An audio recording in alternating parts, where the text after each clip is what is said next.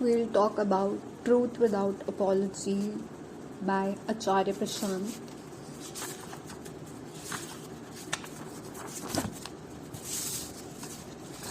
So coming to the contents. First we will discuss the introduction named as The Lie Called You. Then we'll move forward to the second section, Fear, the Inner Dictator. The third section, The Hunger That Consumes. Fourth, Work, Will and the Right Fight. Fifth, Relationships, the Great Illusion. Sixth, Thought, Belief and the Trap of Knowledge. Seventh, Society and the Game of Others. Eighth, Suffering, the Gate to Sincerity. Ninth, The Call to Inner Freedom. And lastly, Truth, the Only Authority. Let's begin with introduction. This book is not here to entertain or soothe. It is meant for the reader who has begun to see the cost of self-deception. Truth Without Apology is not a gentle invitation but a direct encounter. Every page confronts the reader with a sharp clarity. Every line is meant to expose, not embellish. What you hold in your hands is not a polished theory or a self-help guide. It is a series of piercing illuminations. Most human suffering is not due to the lack of information or opportunity, but due to our stubborn loyalty to lies. The lies we inherit, the lies we tell ourselves, the lies we decorate in the name of culture, ambition, pleasure, relationships, even virtue. What happens when someone stops negotiating with these lies?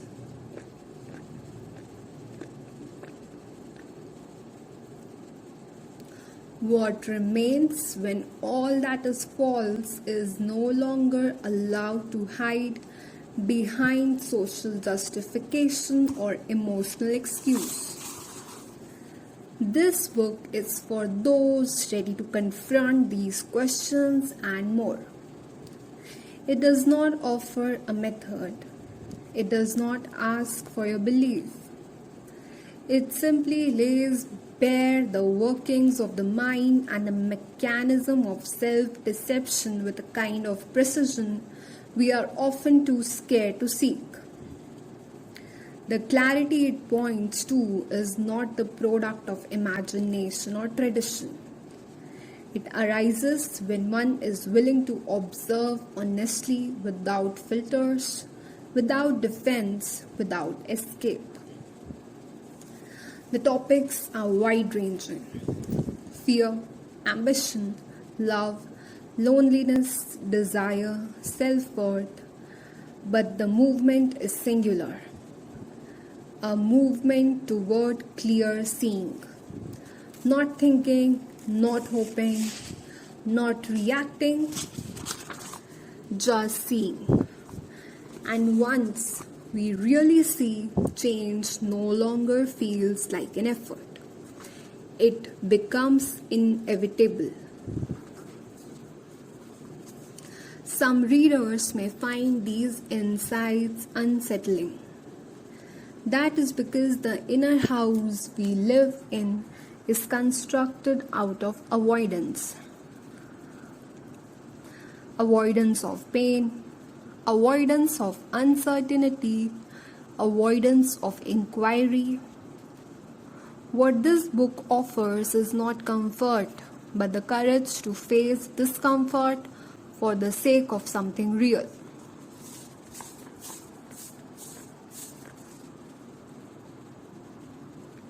It is a reminder that anything worth having must come at the cost of illusion. But there is no cynicism here, no bitterness.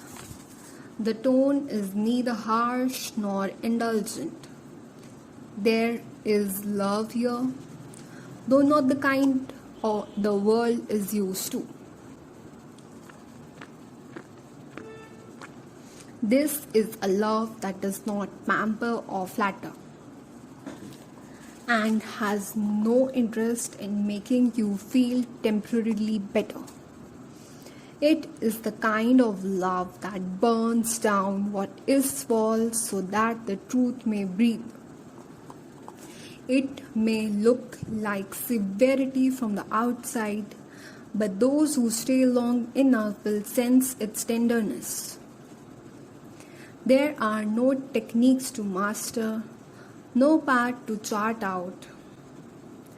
The reader is simply being invited to pause and observe, to examine their decisions, their patterns, their hidden fears, their daily compulsions, and in that honest looking to taste the possibility of living differently.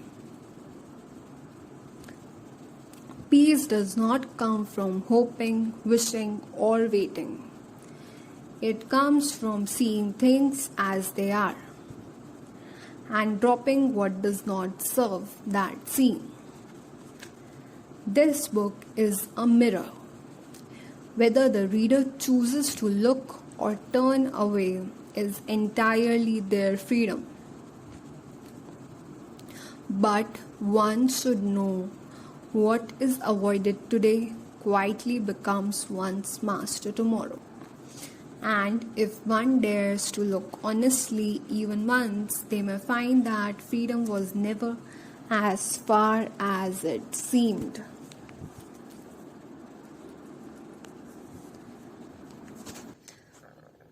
Chapter 1.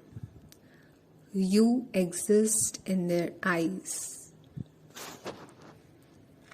When you blindly accept what the world says about you, you hand it power.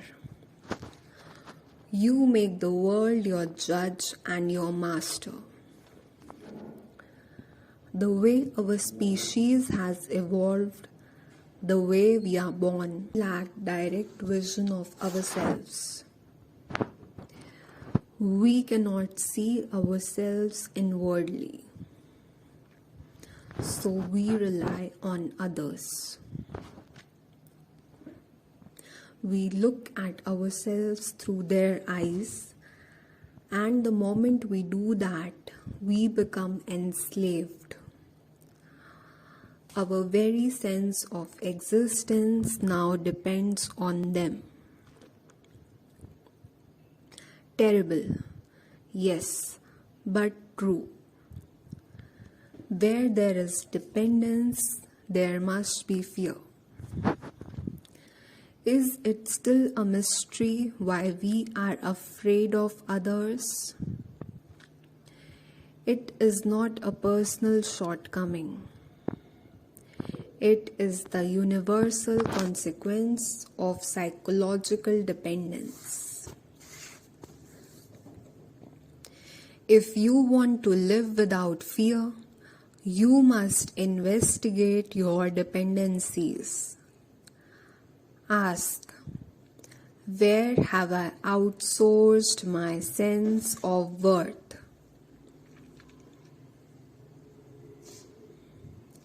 Cooperation is beautiful. Collaboration is necessary. But existential dependence is bondage. A business needing raw materials is natural, but the mind needing approval to feel worthy, that is sickness.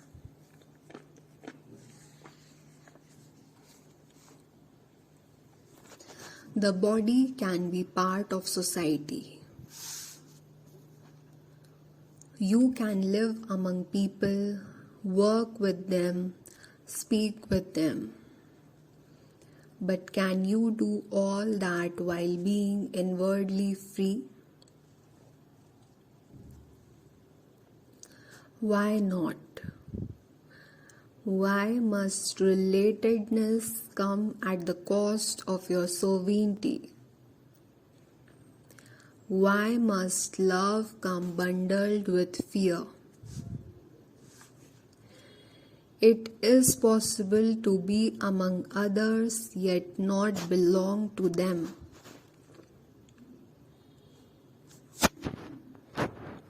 Possible to listen yet not be swayed. Possible to seek feedback with humility, yet not be possessed by it. That is real fearlessness.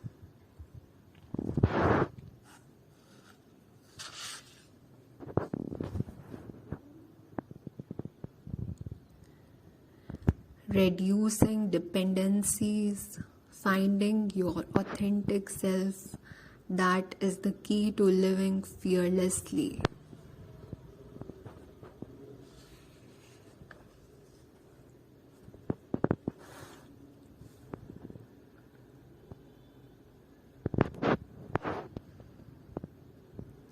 Chapter 2.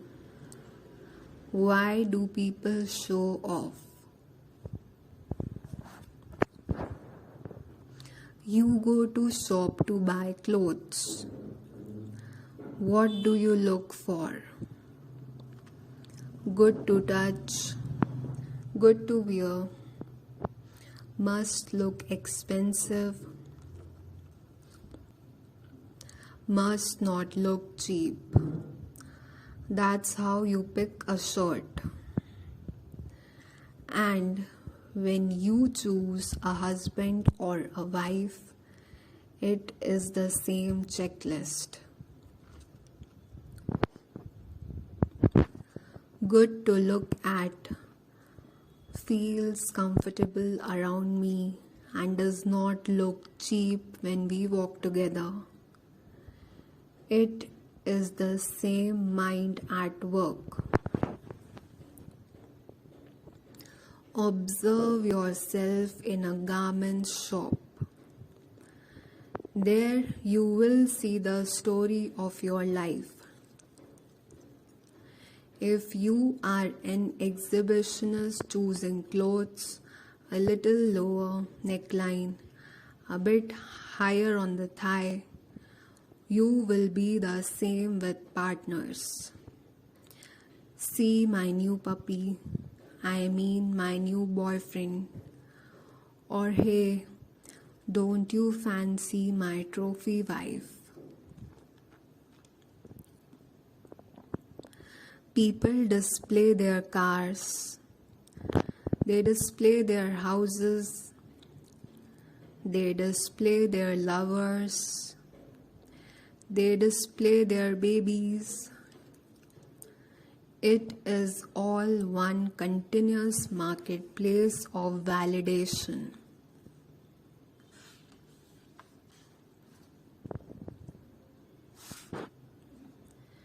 That is the exhibitionist mind. It has lost the capacity to look directly at itself. It sees itself only through the borrowed eyes. Its self-worth hangs on what others say. It lives a duplicate second-hand life. If others praise it, it feels worthy. If others scorn it, it collapses. This is a terrible slavery, running breathless after the approval of strangers. And the saddest part, this slavery is self-chosen and entirely unnecessary. One could instead choose strength. One could choose independence. Freedom is far more joyous than any borrowed applause.